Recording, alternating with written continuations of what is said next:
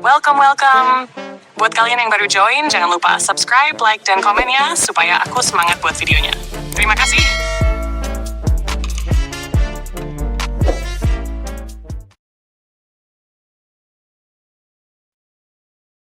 Istri Asisten Pribadi oleh Grea Kras.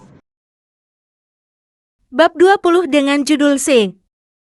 Pria itu mengalami gelisah berkepanjangan.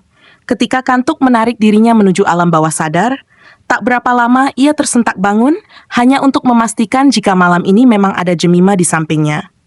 Awalnya, ia tak mau mengganggu wanita itu. Bagaimanapun mereka sama-sama lelah setelah seharian menjadi pajangan hidup yang membuat Abiasa seperti tontonan. Jadi malam ini di ruang yang terasa asing namun familiar, karena aroma Jemima dapat ia temui di tiap sudut, Abiasa ingin beristirahat. Sayangnya, perasaan takut andai ini tak nyata terus berulang kali membuat ia terjaga hanya untuk memastikan memang Jemima yang ada di sampingnya.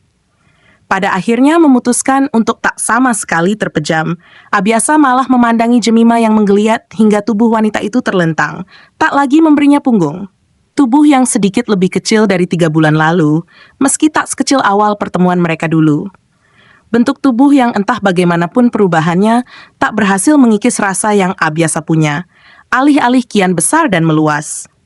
Awalnya Abiasa ingin puaskan rindu dengan memandangi wanita yang kini dengan bangga ia sebut sebagai istri, benar-benar istri. Namun dasar jari dan bibir yang tak bisa bekerja sama dengan pikirannya, Abiasa malah menyentuh Jemima. Pertama, jemari menyentuh tangan wanita itu saja, menyatukan jemarinya dengan jemari Jemima.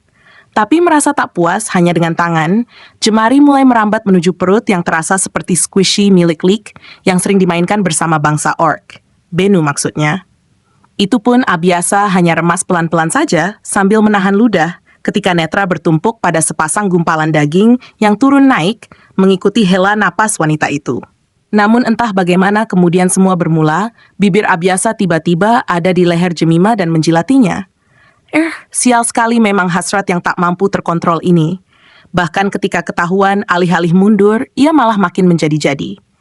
Sekarang, barangkali sama seperti Jemima yang tak habis pikir dengan kelakuan anehnya ini, Abiasa berakhir dengan memeluk Jemima yang membatu. Sebenarnya tak bisa dikatakan memeluk juga karena tangannya begitu asik meremas dan memelintir puncak dada Jemima yang warnanya membuat dirinya begitu penasaran. Sial! Dia memang brengsek. Tanpa peduli Jemima akan trauma dengan tindakannya, Abiasa tak sama sekali menghentikan kegilaannya ini. Padahal awalnya ia akan melakukan semua ini dengan perlahan. Tapi dia malah menyentuh Jemima dengan ugal-ugalan. Benar-benar kuat feromon yang menguar dari tubuh wanita ini. "Bapak, saya, Jemima mengerang sambil menggelinjang pelan. Wanita yang sejak tadi hanya diam saja seolah tak ada tenaga untuk memberontak ini, kini mulai menarik dan meremas jemari Abiasa dari luar kain yang menutupi tangan besar pria yang begitu asyik membelai salah satu bongkahan daging milik Jemima. "Saya ngantuk." Lagi, erang itu terdengar sambil terus berusaha menarik-narik jemari Abiasa agar berhenti. Namun wanita itu sama sekali tak menggunakan tenaga atau barangkali memang sudah tak punya daya. "Bapak, saya mohon." Lalu isak Jemima terdengar dan barulah jemari-jemari kokoh Abiasa berhenti. Diam sejenak, menetralisir deru napasnya yang menggebu, Abiasa lalu menarik keluar tangannya, namun bukan untuk melepaskan Jemima melainkan hanya mencari sandaran baru. Pria itu melingkarkan tangan di perut Jemima, menyusupkan tangan yang lain ke bawah kepala wanita itu, kemudian dierpejam tanpa berusaha menenangkan wanita yang masih terus terisak. Abiasa tahu dia telah melakukan tindakan di luar batasan yang Jemima buat. Tapi, untuk apa berusaha menenangkan jika setelah ini akan ia ulangi lagi? Pria ini tak mau berjanji untuk hal yang tak bisa ia tepati. Kali ini dia akan tidur nyenyak tanpa harus merasa ini tidaklah nyata. Jemima memang ada dalam rengkuhannya, meski wanita ini terisak seolah ia adalah monster yang hanya bisa memberi luka. Tapi tak mengapa. Lagi pula selama ini tindakan baiknya tak pernah terlihat oleh Jemima. "Mbak, subuhan!" Segera terjaga saat mendengar suara panggilan dari luar pintu. Abiasa yang merasa baru saja terlelap itu kemudian menguap sebelum tatapnya jatuh pada Jemima, yang sepertinya tak sadar jika posisi wanita itu kini menghadap dirinya dengan tangan memeluk pinggulnya. Bibir pria itu mencebik samar. Bukankah tidur seperti ini lebih nyaman daripada menjadikan guling sebagai pembatas? Mbak ayo bangun dulu. Menoleh ke belakang, Abiasa lalu menjawab panggilan adik Jemima yang bernama Jenar. Beberapa kali Jemima pernah menceritakan tentang adiknya yang kini masih duduk di bangku kuliah itu. Iya, Jenar. Ini sudah bangun. Oh, oke, Mas. Suara beratnya yang menjawab Jenar tampaknya berhasil membangunkan Jemima, yang ketika sadar langsung mendorong dada Ayasa dan pelototan wanita itu diarahkan pada pria yang dengan begitu santai menyangga kepala dengan tangan dalam posisi miring. Kamu yang memeluk saya. Kenapa kamu yang terkejut seperti itu? Pelototan galak masih Jemima layangkan pada pria yang padahal sebelumnya sangat ditakuti. Barangkali sangat sadar jika di sini Jemima bukan bawahan dan Abiasa yang malah numpang tidur. Jadi wanita itu bisa tunjukkan sikap semena-mena pada Abiasa yang hanya bisa pasrah. Kenapa? Kamu kaget kalau ternyata tubuh saya sehangat? Tidak. Jemima langsung bangun dan berbalik memberi punggung pada Abiasa yang mengulum senyum geli ketika di wajah polos wanita itu, ia bisa dapati seraut rasa malu. Duduk di sisi ranjang, wanita yang rambutnya telah kembali ke warna semula setelah susah payah, ia bersihkan pewarna hitam non-permanen di rambut blondnya, meraba-raba area leher. Jemari itu bergerak seperti mencari-cari sesuatu. Jemima kemudian menunduk dan menyingkap pelan baju yang dikenakan dan melihat area yang terasa sedikit sakit dan di hadapan penerangan lampu tidur bisa ia lihat samar-samar bekas gigitan di sana. Bukan mimpi. Jemima langsung membekap wajah yang terasa kian membara. Abiasa benar-benar menyentuhnya ketika ia tidur tadi malam dan lalu tangan wanita itu menyilangkan tangan di depan dada sebelum cepat-cepat berdiri ketika merasakan gerakan dari arah belakang. Bersikap siaga, Jemima berbalik untuk melihat apa yang Abiasa lakukan. Namun pria itu ternyata hanya turun dari ranjang melalui si satunya. Apa? Dipandangi penuh curiga, Abiasa mengedikan dagu. Ada yang hilang sampai kamu peluk serapat itu? Ia melirik ke arah tangan Jemima yang masih begitu erat menyilang di depan dada, membuat wanita itu makin mendelik tajam. Apa sih yang ada di kepala Bapak? Untuk saat ini sepertinya kosong. Bapak ngaku kalau Bapak nggak ada otak. Benar kan? Jemima tak pernah salah kalau menyebut Abiasa selalu menjadi manusia tanpa akal jika sudah berada di luar kantor. Menyeringai dengan tangan bersedekap seolah ucapan Jemima bukan hinaan untuknya, Abiasa lalu mengangkat bahu sekali. Benar. Kalau saya ada otak, mungkin saya tidak akan di sini dan menikahi kamu, apalagi dalam kondisi begini. Kalimat satir yang ditujukan pada Jemima seolah wanita itu tak layak pria dinikahi, membuat wanita dengan tubuh yang tetap berisi, padahal sudah hilang 6 kilo dari timbangan awal itu, mendengkus untuk tutupi perasaan tak nyaman yang lantas muncul di balik dada. Jadi menyentuh saya juga, karena Bapak tidak punya otak. Wanita itu makin berani memulai debat dengan Abiasa yang kembali mengedikkan bahu. Kalau itu berurusan dengan nafsu. Saya bahkan bukan diva, yang menurut pria itu lebih menarik daripada dirinya. Begitukan yang Abiasa katakan ketika berada di kosnya saat itu. Dia bukan diva yang tak akan membuat orang-orang curiga andai Abiasa menginap di tempatnya, karena pria itu bahkan tak nafsu padanya. Apa yang terjadi beberapa jam lalu? Semua lelaki memang buaya. Kucing tidak memilih-milih santapan ketika lapar. Desa tak percaya, Jemima muncul bersama mulut menganga sebelum kemudian wanita itu berdecih merendahkan. Kucing? Tahu jika ada ejekan dari respons Jemima barusan, Abiasa lalu mencebik tanpa kemarahan alih-alih bersikap begitu tenang. Baru kucing saja kamu menangis, Mima. Atau kamu mau melihat bagaimana kalau harimau kelaparan? Menurunkan tangan yang berlipat di depan dada, Abiasa yang seketika itu terlihat mengancam kemudian melangkahkan kaki menuju Jemima. Namun jarak masih terbentang jauh. Wanita itu tiba-tiba berlari bersama raut panik yang begitu kentara. Jemima keluar kamar, memilih untuk sudahi debat dengan si ahli neraka. Percuma saja. Dia tak akan pernah menang dari Abiasa. Mengulum senyum geli ketika melihat bagaimana Jemima berlari kabur darinya, Abiasa lalu menggaruk ujung alis yang tak gatal. Sudah lama ia tak berdebat dengan Jemima, dan dia selalu merindukan bagaimana wanita itu kemudian mengalah. Abiasa memang sudah hilang akal. Otaknya benar-benar tak dipakai tiap kali dihadapkan dengan Jemima. Tentu saja, karena jika dia masih memiliki akal, maka dia tak perlu membuat Daria menghilang. Tidak. Bahkan jauh sebelum dirinya malah berlaku curang, Abiasa lah yang akan jadi pria pertama yang melamar wanita itu dengan cara yang benar. Nak Yasa. Mengerjap kala mendengar seseorang memanggilnya, Abiasa temukan sosok Wiono di ambang pintu bersama Jenar yang sudah menggunakan mukena. Ya, Pak. Jawabnya kemudian. Salat kan? Ya. Dia mengangguk tanpa ragu. Ayo salat berjamaah. Jadi imamnya bisa? Menautkan alis, bukan ragu apalagi memikirkan cara untuk menolak. Abiasa yang bahkan tak mampu lembutkan pandangan, meski itu pada mertua sendiri lalu menjawab. Kalau tidak berhalangan, utamakan salat di masjid, Pak. Mimik yang tak menunjukkan candaan sama sekali, itu malah membuat tawa Jenar lolos, meski secepatnya wanita itu membekap mulutnya. Sementara Wiono segera merona malu mendengar jawaban menantu yang niatnya ingin dirinya tes, tapi kok malah dia yang mendapatkan ujian.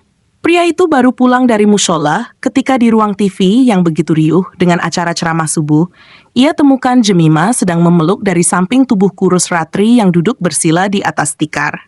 Wanita itu terlihat menenangkan sang ibu yang memang tadi Abiasa lihat tampak begitu bersedih. Sepertinya karena masalah tadi malam. Masalah yang jika Abiasa terka berkaitan dengan Daria dan uang. Bersandar di kusen pintu tanpa daun pintu itu, Abiasa bersedekap sambil mendengar samar-samar ucapan Jemima pada Ratri yang masih terisak-isak. "Ndak marah, Bu. Mima ndak marah. Uang kan bisa dicari. Lagian lo itu untuk lunasi mobil Mima sendiri. Tapi kedepannya kalau ada apa-apa, jangan coba-coba untuk cari solusi sendiri ya." Ibu getun sama Daria. Uwis toh. Ibu juga salah. Kok ya iso-iso mikir anak ibu ora bakal nikah. Nek ora karo Daria. Ratri makin terisak parah. Padahal ternyata Allah wes nyap keganti seng luwih bagus, luwih sugih, luwih pinter, luwih pokok pokoi Daria seng ibu belani nganti tekan ati ngapusi anak dewe. Kok ya bisa-bisanya berpikir anak ibu tidak akan menikah kalau tidak sama Daria. Padahal ternyata Allah sudah menyiapkan yang lebih ganteng, lebih kaya, lebih pintar. Lebih-lebih lah pokoknya. Apa itu Daria yang ibu bela sampai begitu tega membohongi anak sendiri? Alah Westo, ibunya ini kerasukan apa sih? Membela Abiasa sampai menyentuh langit. Tak tahu apa jika pria yang menikahinya adalah jelmaan setan? Wes, ojo nangis meneh. Sudah, jangan nangis lagi. Melerai pelukan Jemima, Ratri menggenggam tangan sang putri yang agak ia kecewakan tak keramas pagi ini. Ia pikir teriakan-teriakan yang ia dengar dari kamar Jemima tadi malam karena telah terjadi sesuatu dengan anak dan menantunya. Ratri menginginkan cucu karena dari anak pertamanya yang sudah menikah 5 tahun, Ratri belum sama sekali mendapatkan cucu. Duh, jadi istri sing taat, patuh sama suami. Jemima kembangkan senyumnya, namun ketika sudut mata menemukan siluet seseorang, ia segera menoleh dan dapati Abiasa berdiri di ambang pintu dengan tatapan yang tertuju padanya. Entah sejak kapan pria itu berada di sana. Jemima menunduk, kembali dengarkan ucapan sang ibu, sekaligus sembunyi rona malu yang muncul di antara rasa marah pada pria itu. Pernikahan kalau bisa sekali seumur hidup. Ngih! Jemima mengangguk-angguk saja tak menjawab dengan kata atas permintaan sang ibu. Bagaimanapun, ia sudah bisa melihat masa depan pernikahannya dengan Abiasa. Semua sebatas simbiosis mutualisme. Mas, kok berdiri di sini aja? Abiasa yang masih memandangi Jemima tanpa bosan, segera menoleh pada Jenar yang datang dari arah depan. Nguping apa hayo? Gadis yang terlihat supel persis seperti Jemima itu tersenyum padanya, sambil sesekali melirik menggoda ke arah Jemima, yang atensinya kembali ke arah Abiasa pun dengan Ratri. Disamperin, Mas. Lalu gadis itu terkekeh sambil berlalu sedang, Jemima segera berpamitan pada sang ibu. Wanita itu lalu hampiri Abiasa yang terlihat ingin berbicara dengannya. "Kenapa, Pak?" Berusaha untuk tak mengingat apapun kejadian beberapa saat lalu, meski masih saja terlintas di kepala, juga tak terlihat marah karena ada sang ibu yang memperhatikan dengan senyuman bahagia. Jemima bertanya pada Abiasa yang tiba-tiba menekan bagian ulu hati. Di sini rasanya sesak. Lalu bola mata naik ke atas seolah berpikir. Perut juga rasanya enggak. "Bapak," Jemima interupsi ucapan Abiasa. "Bapak kemarin makan kan?" Tanyanya mulai terlihat curiga, tapi Abiasa malah mengedikkan bahu dengan santai. Terakhir makan nasi jam 2 sore kemarin. Sisanya hanya camilan yang tak cukup untuk mengganjal perut. Astaga, Jemima langsung melotot kesal sambil menarik pergelangan tangan pria itu ke kamar. Otomatis, respon yang sudah tertanam dalam dirinya tiap mendapati Abiasa sengaja tak makan. Lalu kemudian mengeluhkan gejala yang seperti asam lambung, membuat Jemima tak peduli pada beberapa orang yang aneh melihat kekhawatirannya. Masalahnya, wanita itu terus berkata jika Abiasa hanya atasan dan tak pernah ada rasa apapun di antara mereka. Tapi orang yang melihatnya malah merasa jika perlakuan Jemima pada Abiasa seperti seorang wanita dengan pasangannya, pun Abiasa yang selalu tak tenang jika tak ada Jemima. "Terus kenapa Bapak nggak makan?" Tiba di kamar, Jemima kembali mengomeli Abiasa sambil mondar-mandir mencari sesuatu sebelum kemudian dia berhenti. Mengapa dia terlihat panik begini? Kan tidak ada jadwal rapat ataupun pertemuan yang harus Abiasa hadiri dalam keadaan sakit begini. Jemima berdecak, sementara Abiasa yang diam dengan raut monoton itu menyembunyikan rasa senangnya karena Jemima masih sama seperti Jemima yang selalu perhatikan kesehatannya. Bapak bawa obat, enggak? Di tas? Abiasa agak ragu. Sepertinya sih dia tak bawa obatnya. Bergerak menuju koper Abiasa yang berada di dekat tumpukan kado yang tak sempat Jemima buka, wanita itu lalu mencari di antara selipan baju. Enggak ada. Oh, Abiasa malah berbaring di ranjang dengan tenang. mobil? Jemima lalu mendengus kasar. Duh pak, sebenarnya bawa apa enggak? Abiasa lalu menggeleng, namun kali ini dengan ringisan sakit yang tertangkap oleh netra Jemima. Bapak kenapa sih? Cuma tinggal makan aja nggak mau?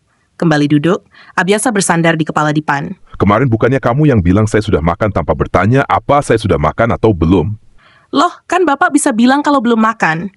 Saya bahkan belum genap 2 hari di sini. Tentu saya tahu diri untuk tidak mengeluh lapar. Tatapan Jemima menyempit ketika merasa Abiasa menyalahkan dirinya. Jadi saya yang salah. Kamu cepat introspeksi diri ternyata. Mengepalkan tangan di sisi tubuh, Jemima lalu mendengus kasar. Untuk apa ia harus sepanik ini terhadap seseorang yang bahkan bukan lagi atasan yang harus ia hormati? Toh kemarin juga ia peduli hanya karena gaji. Terserah Bapak deh, nanti kalau udah siangan pergi cari obat sendiri aja. Jemima mengabaikan pria itu dengan mencari kesibukan sendiri. Ia lipat kasur yang tadi malam dirinya bentang, lalu menyapu kamarnya tanpa sama sekali melirik Abiasa yang malah memainkan ponsel. Pria itu, Jemima meremas gagang sapu dengan emosi tertahan. Bapak tuh kalau sakit ngerepotin, ngerti nggak sih? Dan Abiasa kemudian turun dari ranjang, mengambil kunci mobil, lalu masih dengan sarung dan baju koko, pria itu melangkah menuju pintu. Hendak keluar dan Jemima sontak mengejar dan menahan pria itu dengan menarik lengan Abiasa. Bapak mau kemana? Rasa bersalah terlihat di pendar cemas Jemima yang langsung menyadari jika ucapannya barusan cukup keterlaluan. Ya, memang hanya Abiasa yang bisa santai saja setelah menyakiti perasaan orang lain dengan kata pedas pria itu. Tidak dengan Jemima yang akan langsung merasa tak enak hati jika sudah mengatakan hal yang sekiranya dapat membuat orang tersinggung. Kenapa harus nunggu siang? Ada apotek 24 jam kan? Pria itu kemudian sodorkan kunci mobil ke arah Jemima yang seketika itu menyesal karena sudah merasa bersalah. Sial. Kamu yang nyopirin ya, saya sakit.